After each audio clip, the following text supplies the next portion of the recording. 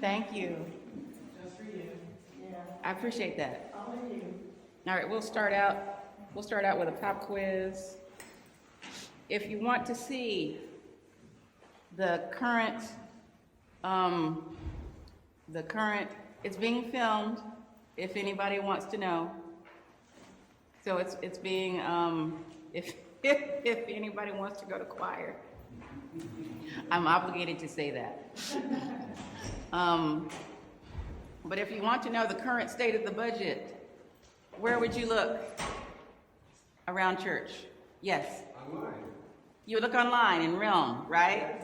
Yes, yes, yes. Where else would you look if you actually wanted to see, if you wanted to hold paper, you wanted to feel paper in your hand, smell the ink, all that stuff? The hallway bathroom. That's right, back by the bathroom. And where's the other place? No, but you can. She'll give it to you. That's right, by the coffee. The coffee, so you go get a cup of coffee, you look at the financial report, you have a small kvetch, you run to the bathroom, you look at it again. So there you go. So that's where it is. All right. Now, who decides how the money gets spent that we bring in? Very good. Y'all are so smart. Although half of y'all are vestry or ex-vestry. So, yeah, plants. That's it. That's it. Huh? I am. I'm very literally preaching to the choir.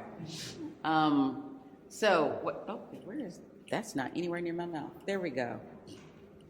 All right. So, if you wanted a line item, if you had a concern about the budget and you wanted to speak to someone about increasing something, let's say, local outreach.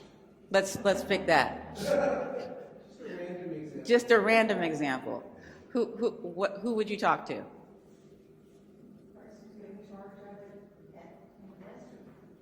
Right. Or anybody on the district. Or the outreach committee, who then is supposed to bring that to the, very good. Now, to folks' credit, some folks who do have that concern, because for those of you who don't know our history, we are 50 plus years old. We're a grand old dame. And when we started, we came from a manual. And part of our identity was to give at least 10% of the budget to outreach. Anybody here who remembers that? One person. All right. And so, as the church grew and got more expenses, what do you think happened? Right, it got cut back. And so, why do you think that is? Amen. Thank you. It does. I mean, are we sure that we're not giving 10% to outreach if we count in things like the diocesan pledge and family promise? Yes. We give more than 10% to outreach if we count all that. There are folks who, again, looking at a line item, want to give 10% to local outreach because that's what we used to do, in addition to doing the diocesan pledge. And I get that part. I'd like to do that as well. Les, do you have the magic number of what we need to do that to be able to give 10%? I just had that conversation with Mark. It's not possible, because if you get enough people to have enough pledges to get to that mark, you're going to need a full-time assistant rector. Yes. And that includes pension, that includes insurance, that includes life insurance. So that moves the mark up. And if you get big enough to that, then you're going to need not only an assistant rector, you need an associate rector. So, and then you're going to need more other workers to support everything. So it is a never-ending upward spiral trying to get to that goal. And why do you think, well, let's talk about that. So, as the church grew from the family size that it was when it was giving the 11%, the 10%, to how big do you think the church was when it started, when it was doing that? Pre that building. Come on in, should you so desire, or are you looking for a place to have? No. I desire to come in. Okay, come on in. This is it this morning. This is it this morning. This is it, yes. Okay. We knew that. All right. Okay. So, it was about 20 families in the beginning. It was a good size. We had a good size beginning, and then as it grew to where there's always, church always has golden days, right? So in the golden days of St. Gregory the Great, not that we've passed them, not that there won't be more golden days, but just say recent golden days, yes, was when Porter Taylor was here. Is that the general consensus? That's the general consensus, and I was here back then, not as a layperson.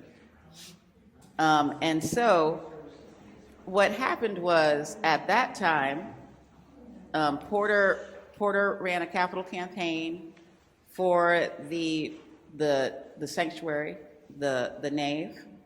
It was successful because we have a nave, right? And also stewardship, because the church had gotten too big to give the 10% by itself. We were doing fundraisers especially for outreach, right? Which is great. Okay, so when I came, we were still doing fundraisers, but we were doing fundraisers for almost every committee, almost every parish program that there was. Is that sustainable 50 years from now? No. How do we use, oh, y'all can't hear. So most people said no. And here's the reason why. Here's the reason it's not sustainable.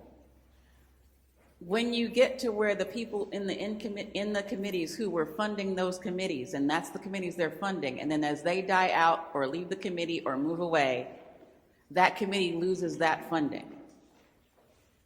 And not only that, but the church is now very used to only giving X amount of dollars for pledges, because they know they'll have to give money later to fundraisers all year for this committee and that committee and that committee and that committee. Now that's different from having no fundraisers except for local outreach, which that can be done. I don't have nothing against that. That's doable if there's an outreach committee, if the outreach committee wants to run that fundraiser. You know, that a church can decide, hey, this is something we really want to do. We really want to make sure we give 10% to local outreach alone, and then everything else is gravy. That is not what was happening when I got here. Thanks, baby. You can take that to Miss Vogt, okay? To Ethan's mom, the other Ethan's mama. Love you. I'm talking to my kid, for those of you who are.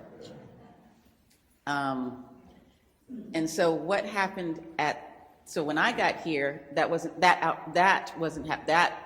fundraiser wasn't happening anyway. But there were fundraisers for just various and sundry whatever was going on.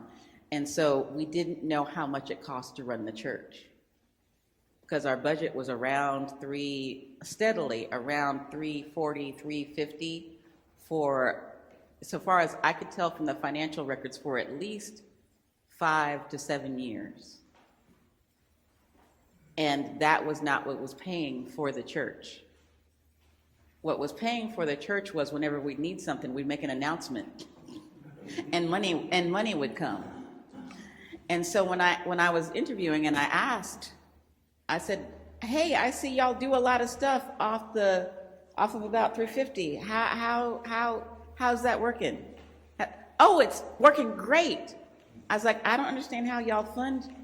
And they said, well, we don't worry about it, money just comes. And I was like, I need to see that tree y'all got in the backyard. From whence does the money come? And so here's the thing again, if the church doesn't know how much it costs to run the church, then say, even if you're going just 5 years in the future, which is where we are now, we don't know what we need to aim for to fund the whole church, which is sustainable. That is a sustainable way, because then the congregation as a whole is committed to raising all the money that's needed for all the programs, not each committee for the committee, and then as a committee falls off or what have you, they don't have fundraisers anymore, which means they don't get funded because the whole church wasn't being funded. Does that make sense? All right. So let's take a look. If you would look at your handouts. Folks who are, the handout actually can be found online with the financial report. But there is one piece of paper that's not there. That's the proposed budget for this year, which was from the Finance Committee to the vestry. It is your last page, and we'll put that up where the financial documents are so that y'all can find it as well. So, at the bottom. Clarification. Yes. 2023 proposed budget. Yes. And when does that start? It's now. Oh. January. No, well, it would. January would be lovely for when that started. What year? This year. So, see, I'm here in 24 here, and I'm here in 23 here. Yes. This year. 23. So This. it's not a proposed budget. No, this isn't a proposed budget. This is a copy of the old proposed budget. Okay. This is the current budget in which. So this is the current budget. Yes. That's why I was wanting to make sure we were Yes. talking about Yes. proposed for 2024. No, we're not talking about proposed for 2024. So this is the current budget. Yes, yes. This is an old, let me be clear. This sheet that says proposed budget is no longer proposed. It's the one we're living off of now.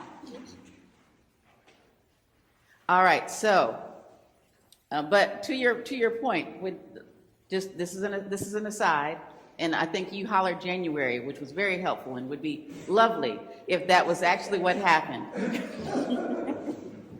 What happens is because the budget is presented at the annual meeting. When is our annual meeting? January, which means when we start writing to, paying bills in January and please God, giving the checks to the employees in January, we don't actually know what our budget is because we don't talk about it till January of the year in which we're in. That is why at last year's annual meeting and at this year's annual meeting, and even the year before when I mentioned it, we are trying to get annual meeting moved to November so that in January, there will be a budget, as opposed to we're going to close our eyes, write checks, and hope they get covered. Because that's what happens till about February. Right now, the way we do it now, we don't vote on this till February. The vestry doesn't vote on, so we're spending a whole month or more just guessing, just going, ooh, Jesus, let's just throw these up in the air and whatever hits the ground first. Huh? On a good year. Okay. So, but somebody read the preliminary total expenditure on the proposed budget page. 471, that's right. So that's what we were hoping to have. That's what we were hoping to have from pledges. What did we get? 454. So we were about 36 under what we needed. Which means that once you pay for clergy, and if we were paying, and that means me and the deacon, and until November, Doug. I'm doing my part to help the budget. You are. Thank you, Doug. Thank you, Doug. Doug is doing his part to help the budget by quitting. You were doing that part while you were working. Yes. And we will explain how Doug got here, how he came to have an associate rector. It's basically by Doug having, okay, we're here. So, who remembers, I just lost her name. Help me, somebody. Catherine, who was our wonderful and way underpaid children's ministry person for more than 20 years. Yes. And then she said, you know what, I've already got 2 other jobs, I need to go do those and maybe make a living. And we said, oh, hell no, give it a year. We'll just take a sabbatical and we'll find somebody. Doug, who was at that time in discernment to become a priest, and we'll talk about that later as well, in discernment, came and said, hey, I have some experience. And we said, it's part-time. Are you okay with that? He's like, yeah, I got another job. So he took Catherine's job for Catherine's exact same money. We all with me? Doug came and did what? Took Catherine's job, which was director of which ministry? Children's. For how much of an increase? That's right, zero increase. All right, so he came and he worked her job while he was still in seminary. And then when he was ordained a deacon, he was still doing her job, still getting no extra money, but he started doing deacon job as well. Is that right? All right. When Doug became a priest, what did he become in the organization? Part-time assistant rector. For how much more money? None. That is how we got an associate. He was doing the children's ministry job. He's still doing the children's ministry job. And when he leaves, we won't have anybody doing the children's ministry job, and that job cannot remain. We will have to find somebody. And he's just happy. We got an associate by him saying, sure, I'll continue to work some more for free. That's how we got that. Thank you, Doug.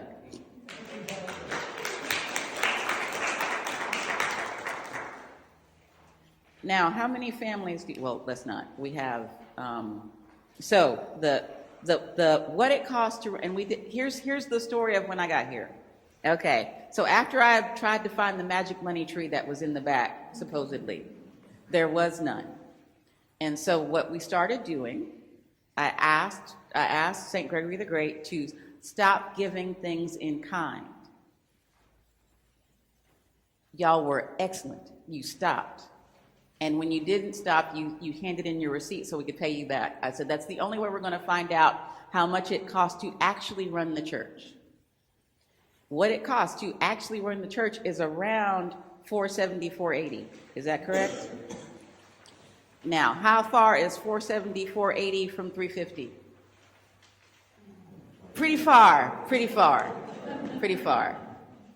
And so, again, to St. Gregory the Great's credit, every year until COVID, which was one, I was here we had one good year of honeymoon before COVID came. Y'all went up. Y'all immediately went up. We did not have quite enough to make what the church cost in 2019, but we got a lot. We got more than 350. We got for what, 420? Y'all did really good. However, it still wasn't enough to fund everything that the church needed. So what are some things that the church needs? Just looking at that, what do you see?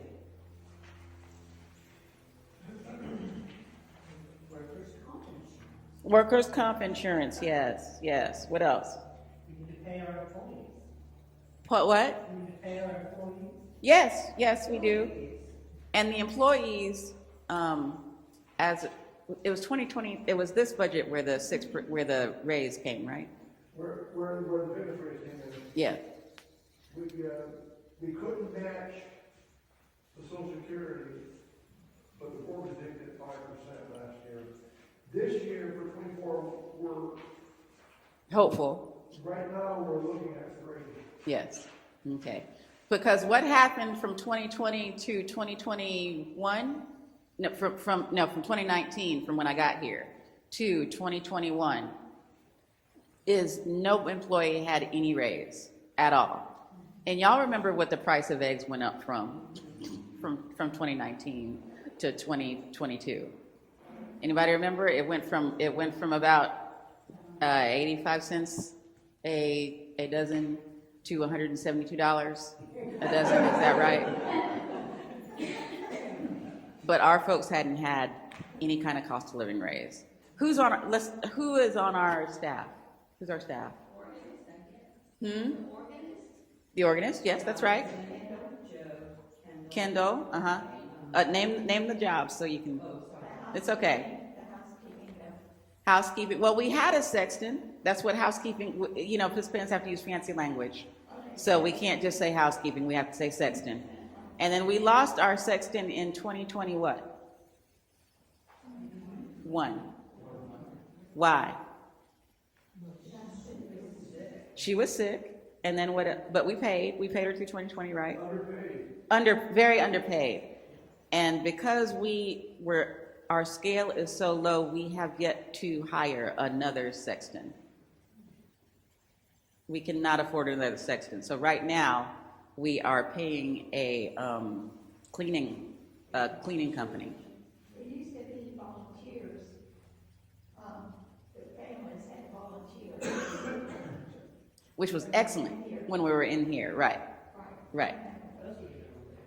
Yeah, those were the good old days.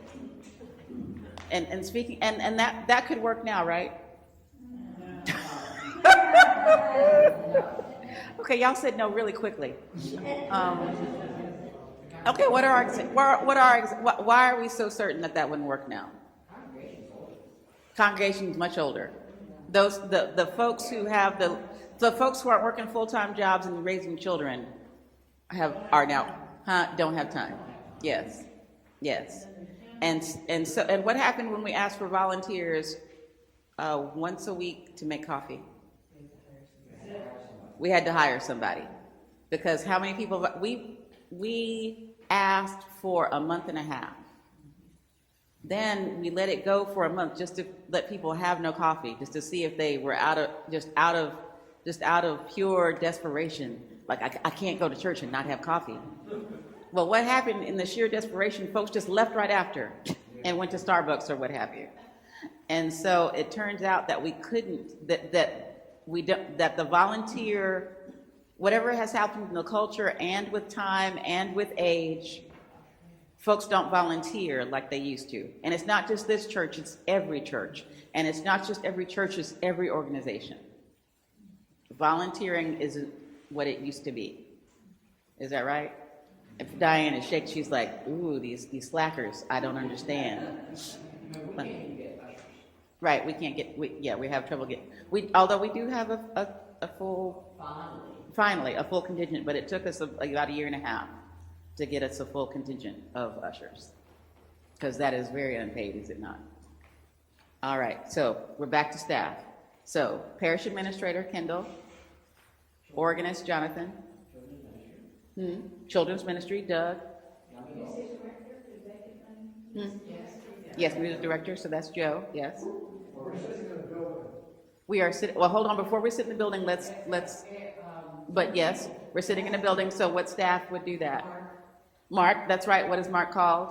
I can't remember. Buildings and grounds person, so we have a buildings and ground person. Rector, yes, ta-da. And youth ministry. Youth. Raise your hand, youth, there you go. So there's Wade. Yep, in the nursery, which is, we have a nursery director and employees, right, hourly employees. Okay, of which we don't have enough because the nursery is closed right now because we don't have anybody to work today. All right, so that's, how many people did we name? 9, yeah. All right. Out of those, how many work full-time? One. So out of those, how many just have one job to make ends meet? Right, 0, because your rector has a part-time job as well. And so you're looking very distressed. You okay? Did I hear you right? You have a part-time job? I do.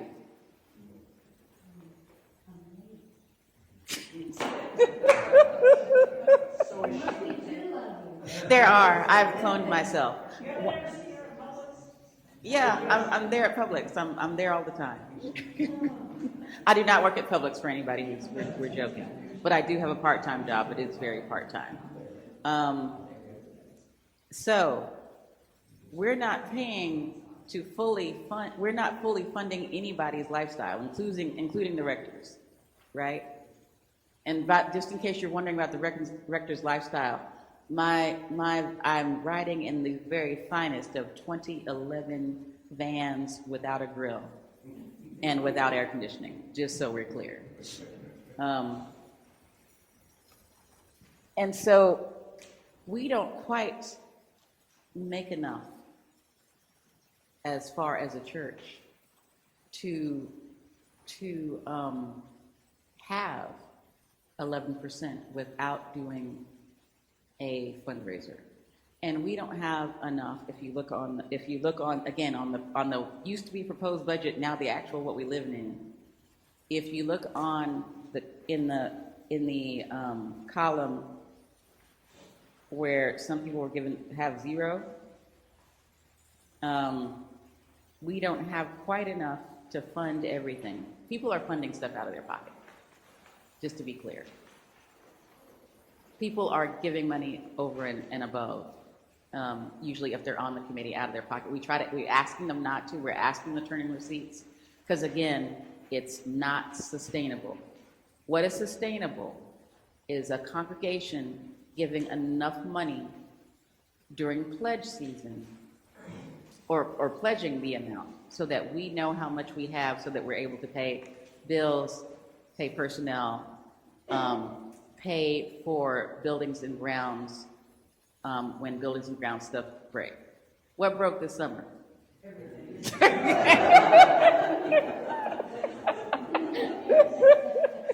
Amen. Amen. And by everything we mean the essentially we mean all the air conditioning in every single building, because it had not been replaced that building hasn't been here for 50 years. This is the only building that has been here for 50 years. The one we're in, the parish hall. Huh? Yes. Yes. Well, a little more than that now. And so when I got here, the roof on this building, which had not been replaced since it had been built, it comes due. Gonna have to fund that somehow, right? And so, because it was beginning to give. And poor Diane, she's like, it's gonna be all right. It's gonna turn out okay. So how do we fund stuff like building maintenance?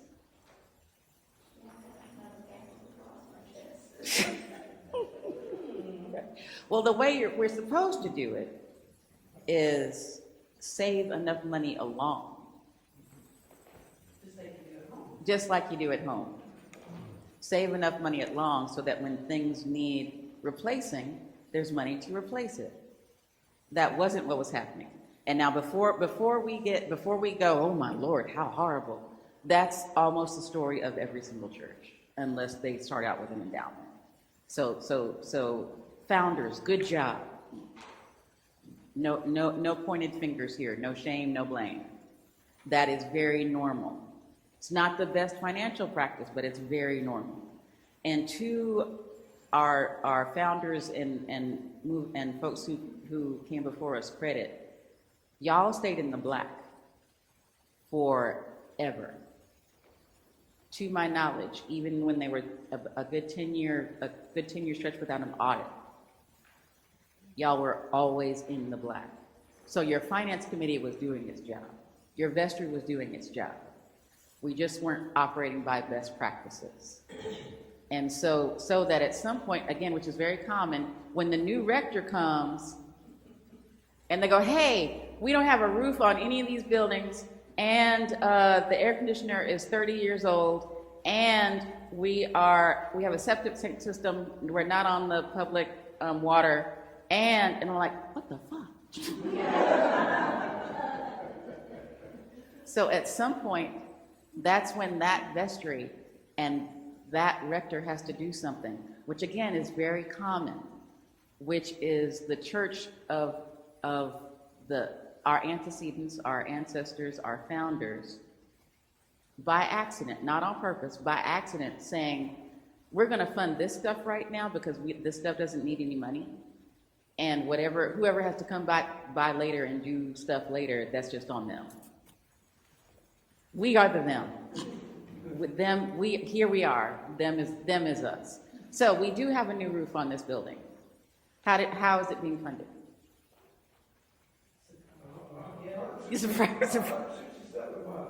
Huh? That's just how it's being funded, $167 a month. For folks who thought our building was paid off, is it paid off? No. Why is it not paid off? This roof. That's right. We funded that building, we funded that mortgage by diocesan loan, which comes at a very excellent rate and all that stuff. And then we had to add this roof to it because we didn't have a spare 30,000 hanging out somewhere. But if we had, let's see, over the course of 50 years, if we had put back maybe 5,000 a year, we could have paid for most of it off, and we could have had a mortgage burning at our anniversary in 2021. Yes, ma'am. My knowledge, we put a solar system on the roof of the church. We did. Or we did put in income, like the stairs we did from that. We did a little income. We get a little discount. We'll get a little discount. It's not income, it's a discount. Yep. Yeah. We are getting offsetting what we are using. Use it, yes. So we're not getting money because we don't generate enough to get power. We generate enough of the typical American household. So we're not paying basically your monthly electric bill. That's how much we're saving each month. And actually, Roger did it.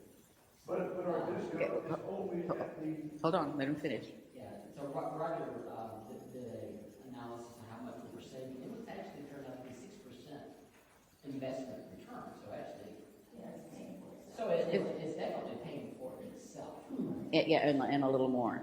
So the question was, and then I'll let you talk, Les. So the question is we have solar panels on the church building, on the nave. Is that, at first, the first question was generating an income? No. Is it generating a discount? Heck yes. It is paid for, the solar panels have paid for themselves and are generating a discount that's a little more. And Les wanted to add something. the discount is at the wholesale rate. It's not at the retail rate. So Georgia Power is still making profit out of the electricity that is generated. Yes. Okay, did that answer your question? Yeah. Okay. All right. So, we have to, what are name some of our administrative expenses outside of personnel? Office supplies. Right. Why do we need that? Okay, can you leave the pen?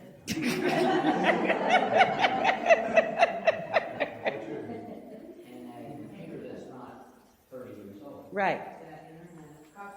Internet, copier, all that stuff. The ways that we communicate with the community. Phone bills, stuff like that. Phone bill, yes. Community needs to call. And there's a lot of huge difference in that compared to 40 years ago. Correct. A massive difference. Service contracts. Service contracts for said copier, because do we own that copier? No. No. Yeah, so office supplies, postage, telephone, workman's comp, as someone said earlier. Now, for some of you who were at last year's annual meeting, y'all may remember me saying this at said meeting. One of the things that St. Gregory the Great does with astonishing regularity, and apparently we can't help it, is make sure that folks go out from here to the wider church as clergy. Who's one of those people? Doug, who's another one of those people in this room? Right. I came here as a layperson. Y'all put me through discernment. Y'all helped me go through seminary. You know what's never had a line item? Never had a line. Let me say it one more time for the folk in the back. Never had a line item in our budget is discernment. Now we've tried. I've tried to put it in there because we do it whether we fund it or not. So again, money's coming from that magic tree in the back. Usually the magic tree is miscellaneous administration, which is not a good way to, if we know we're doing it, we should fund it. Every year since I've been here, we've had at least one person, more like two, in discernment. 4 of the 5 years I've been here, people have gotten ordained and left from y'all. One of the things y'all do, cannot help it, it just happens. People come here searching, they find Jesus, they go, ooh, I'd like to serve the church. And we go, sure, we'll do this, we'll make you sure you get to discernment, we'll make sure you get to the stuff at the diocese, we'll give you a little change when you go to seminary. That didn't happen to Doug. And then you'll go out to the wider church from here. Almost every single year of your existence, that has happened. But we never have enough at pledge time to actually fund it. It just says, okay, we know we're going to have it. I guess we'll just find some money somewhere. Some change in the sofa. Yes, ma'am. I just wanted to point out that over this last year, we had a very large amount of very serious expenses with the roof, the parking lots, AC. And the only reason why we didn't have to take out more mortgages or to pay that was because there was a large bequest left to us years ago. And that money happened to be there, but I presume the family would have liked something a little more interesting to happen with that. To replace an AC unit or a roof. So we're just lucky that we got the request in time to take care of those serious expenses. But if we hadn't had that, we would have had to look at more loans probably. Yes. For those of you who couldn't hear her, what she said, we talked about the roof. This wasn't the roof. This roof got done when I got here. What happened over the course of this year, some of which happened while I was on sabbatical. But I didn't, and y'all didn't send me anywhere. I mean, I was paid, so that's what happens on sabbatical. But I had no additional money, even though there's a fund. I took no additional money to go anywhere special. So that roof had reached its end. It's because it's over 30 years old. It was over 30 years old. And again, like we said earlier, the air conditioning in every single building went out because it had not been replaced. What our senior warden is referring to when she says money happened to be there was we got a bequest of exactly $56,000 from a family who wanted to remain anonymous, and they said, do it for someone who had passed on, and they said, do what you need to do. What are designated funds? Somebody define designated funds. That's right. It's when somebody hands you a check or hands you some money and said you can only use it for flowers. You can only use it for the organ. You can only use it, and that's usually what happens to bequests. Bequests are very often designated funds. They fund what they want to fund, and that's all you can use it for. This person was very generous and said, we trust you, do what you need to do with it. Unfortunately, what we needed to do with it was air conditioning and a roof and a parking lot, because those things matter. It wasn't that it wasn't that we were adding, decorative improvements. We didn't repaint you still can't see the parking spaces in some places on the parking lot. It's just that we got the biggest holes covered. The holes that were tearing up people's tires and suspensions, those got covered. And we spent some on the playground, because how long had it been? Since, pardon? 50 years. 50 years, yes. And we, praise the Lord, are a growing church. We have a lot of families with small children. And so we can't keep using stuff that we put in 30 years ago. At some point, stuff breaks down. At some point, it has to be replaced. And normally how that's done is when the church saves all along, so that when it's time for replacement, we don't have to take out a loan. That's not what happens with us. What happened was the bequest, and we still have this roof added on to that mortgage. Are we together so far? All right. So, in order to, again, let's go back to outreach, to local outreach. I have had folks, well-meaning, absolutely, and I get it. You know, if you're not going to spend money the way I want to, the way I need for you to spend it, I'm not going to give you money. That's within everybody's choice. However, it kind of defeats the purpose in my view, and I'll just say that as on my own. Simply because the less we have, the less we can do. And so we're never going to get to wherever that person wants us to get if they're one of the ones who's saying, I'm not going to give till y'all get what you want, till y'all manage the budget like I would like to see you manage the budget. What is more helpful is for that person to say, you know what, look, I really have a problem with how you're budgeting money. And so even though, I want you to talk me through it. Walk me through how this stuff gets decided. Walk me through why you need $400 for postage, which is a very low estimate. That's not even all the postage that goes out of here. But we do pay bills by check. The post people will not pay that for free. We do send out mail. Again, the post office isn't going to do that for free. Pastoral care does send out cards.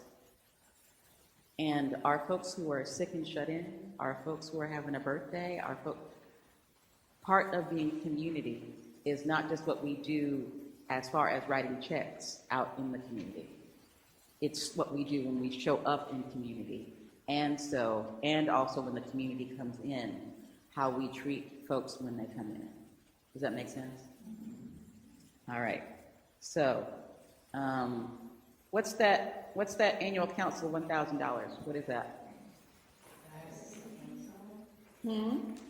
Travel. Because where is council usually? Yeah, not here. It's not in Athens.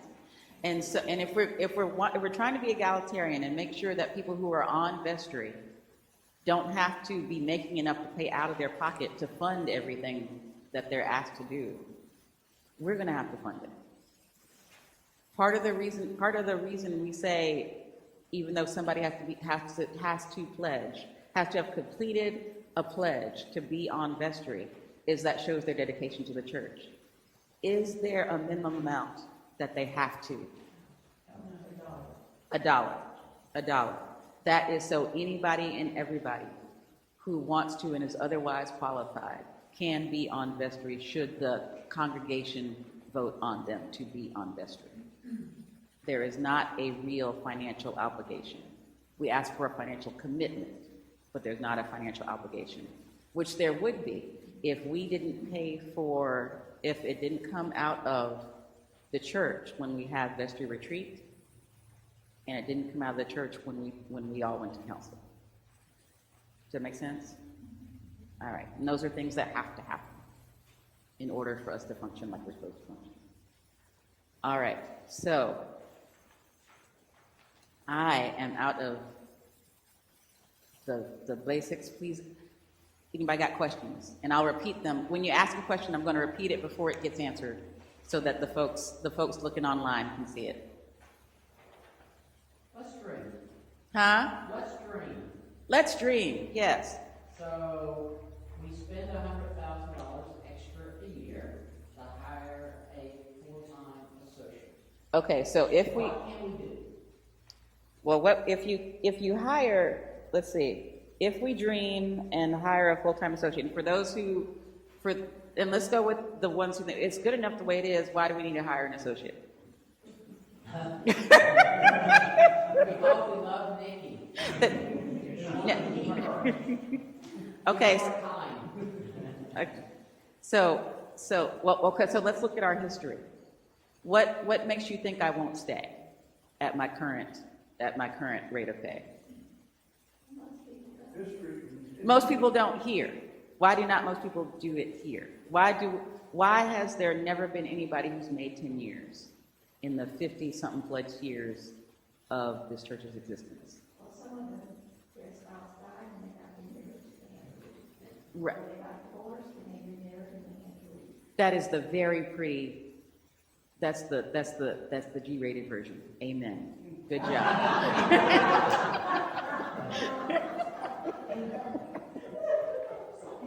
And we had great people. We had great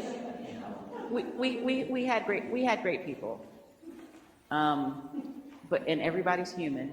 So we had a couple that began to date people here while they were serving here. Is that okay?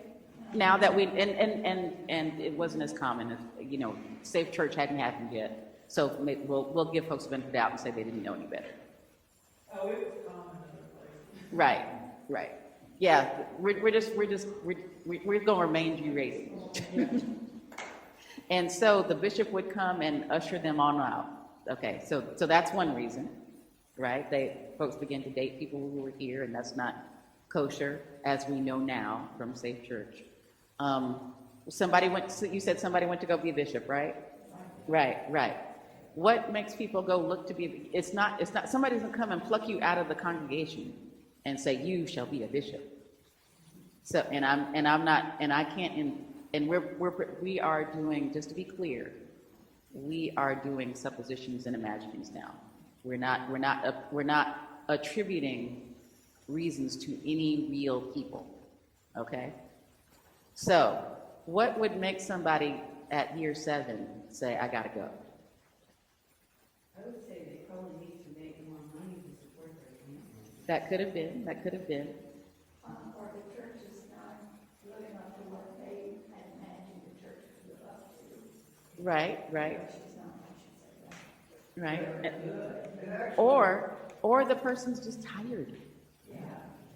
This is a lot of people.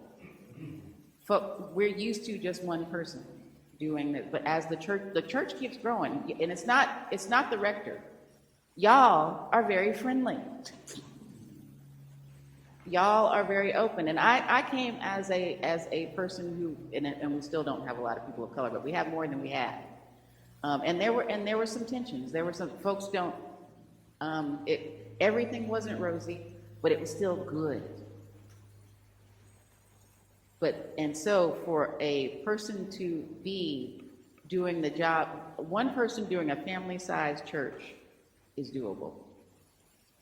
One person doing a pastoral-sized church gets to the edges of doable, but it's doable.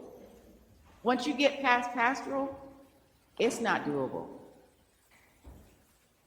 And so, hey, beloved. And so, your person's going to get tired. Now, see, y'all made sure I got to go on sabbatical at 5 years when I asked for that and said, I'm not going to make it. And y'all said, go, run, be free. And so I'm back. I'm not homicidal as I was before I left. And I'm hopeful that I'm here another 3 to 5 years. That would give you 10.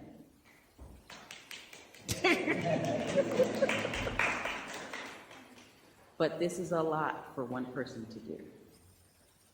Which is why we were very glad when Doug said, I'll be associate rector for free. And then, as is one of the things we do, is we're sending him out to the wider church. One, so he can work a full-time job in one place. That would be nice, wouldn't it? Yeah. And one, so he can get paid what he's worth.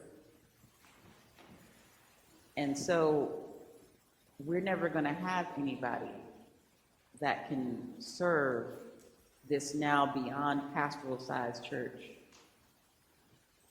if we can't get a rector can serve and learn and really get to know the lives of about 100 people. The associate rector does another 100. And then together they can touch the lives of an additional 100.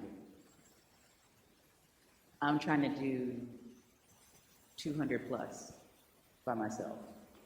I'm not going to be, and that's been every person you've had probably since at least 1970. No, 1970 was when you started, sorry. At least since 1990. They're not going to make it. They're not going to make 10 years.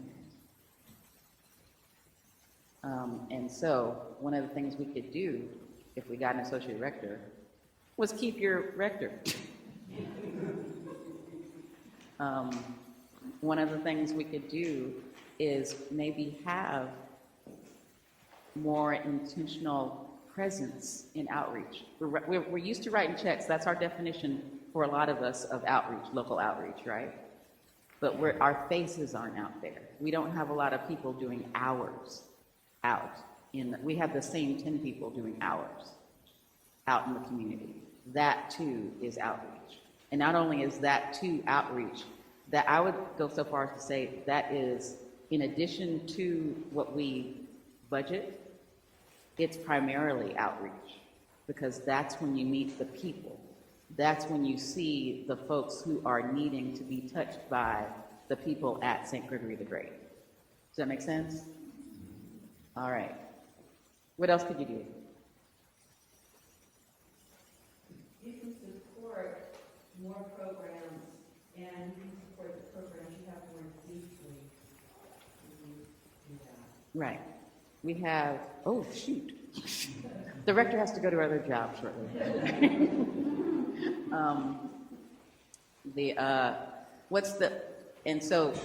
And in supporting those, so it doesn't mean making new programs.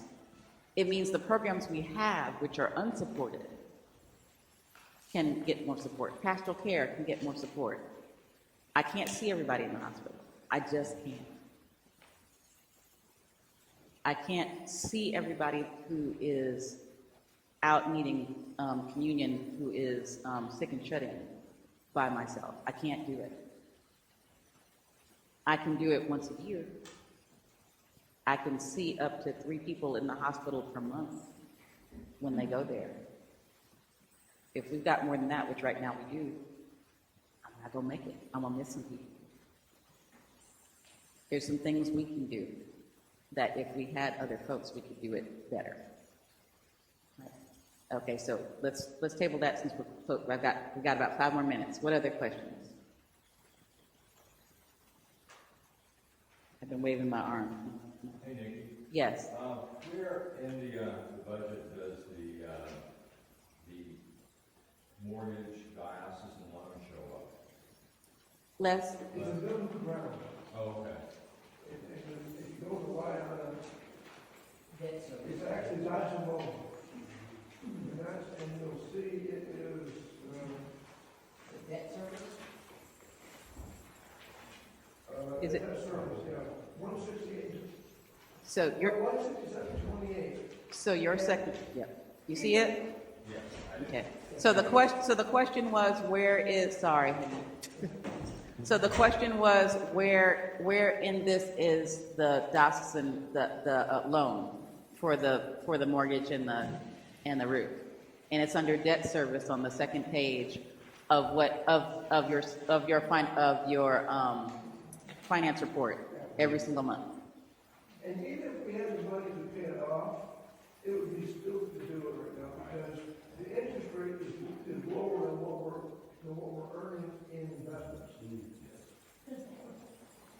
And what Les just said was, even if we could pay it all off, it'd be stupid to do right now at our current financial situation. If we had it to pay all off and we had the money to fund everything and we had enough to do a 10% local outreach, of course. Because then we'd have more than enough money. We'd have more than money than we needed to do everything that we're doing. But at our current financial situation, if we paid it all off, we would cause a big hole, a big sucking hole somewhere else, and we're not earning enough interest from anything else to cover that big sucking hole. Is that what?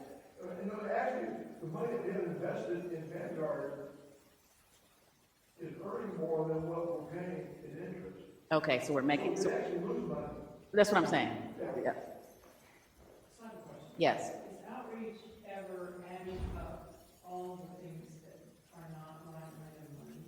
Like how much, what is the value of all the backpacks that and all the food that's collected and all of that? Did that ever, or the hours that people spend working at Family Promise or making their meals or, no one ever adds that up. No, except, Because of the value right.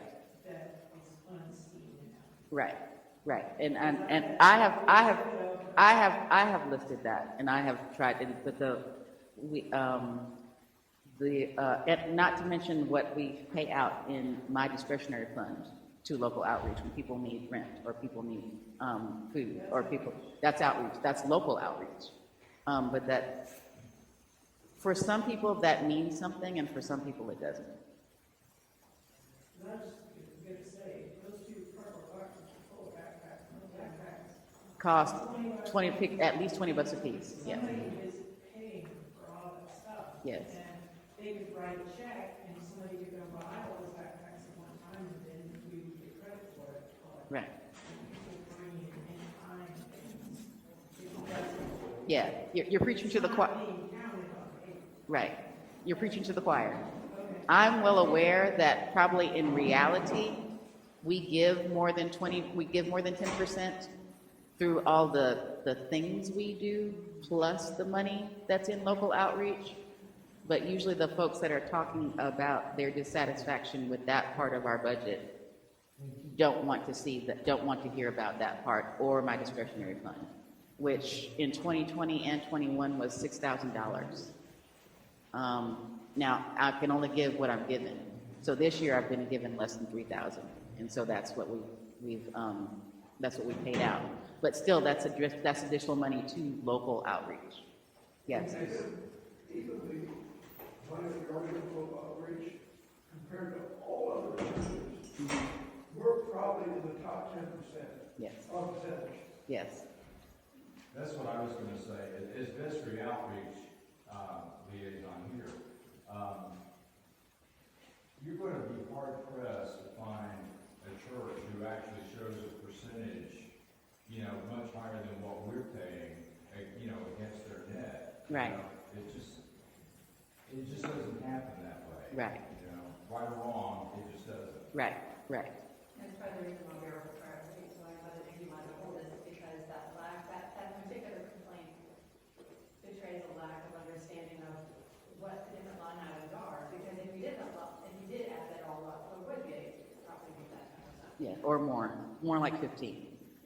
But some folks are kind of married to looking at the budget and kind of reminiscing, maybe, about when they could see on paper that it was 10% or more. And that, I believe those days are gone, unless we get to the point where either we have an endowment that allows for that to happen, or we have a committee that wants to do a fundraiser, which again, I'm okay with outreach doing a fundraiser for that. There are a few things. I'm okay with youth doing a fundraiser to get to their trips, and I'm okay for outreach doing a fundraiser if they want to do that, to up their money.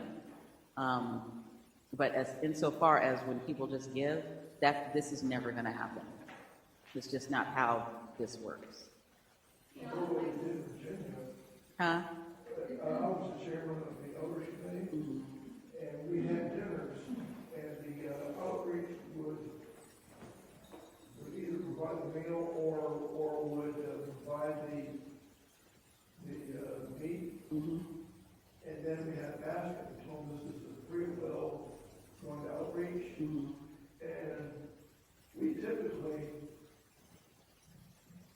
quadruple that money by free will offering at those dinners. Yeah.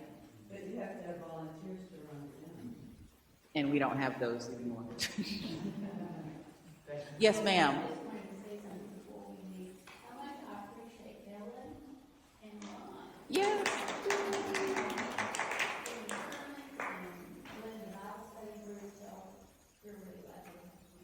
Yes, thank you for that. Yes, and that is, Ellen's in the front laughing.